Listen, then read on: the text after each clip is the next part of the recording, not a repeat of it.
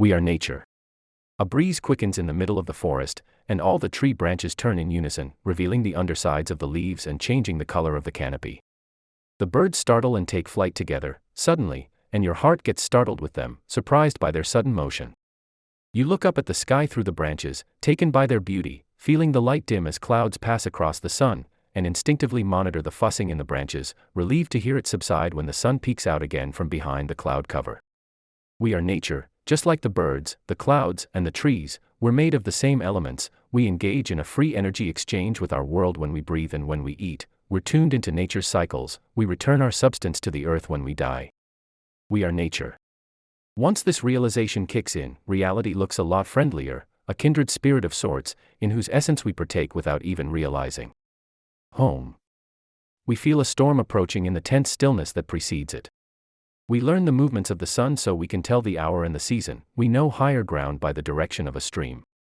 The electrical impulses that help us think and feel share their essence with the lightning.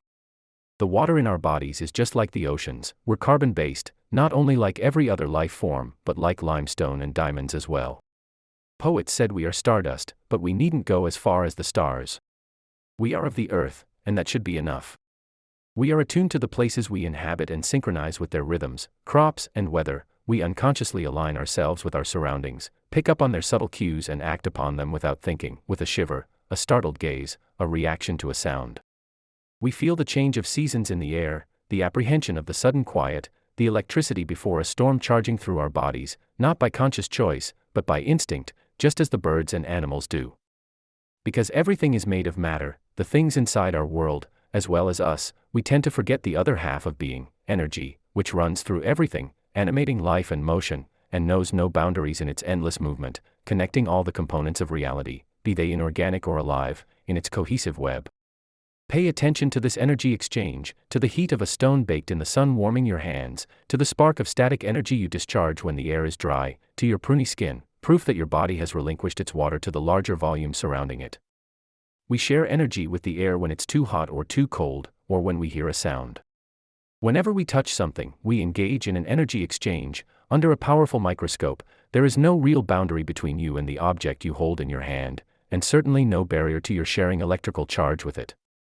If you sit still with your eyes closed and try to feel the world around you, you may sense this invisible pulse of life surrounding you and passing through you.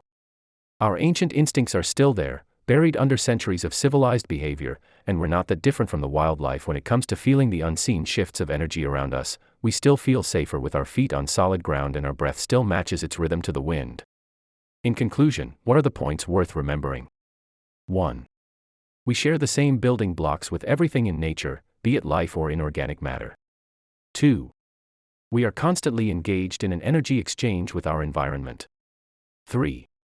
Our bodies unconsciously align themselves to their surroundings to live in balance. We adapt to the local weather, crops, daily rhythms, and landscape. 4. We are in nature, and we are nature. 5. Energy moves freely around us, and through everything else. 6. At a basic level, there is no real boundary between us and our surroundings.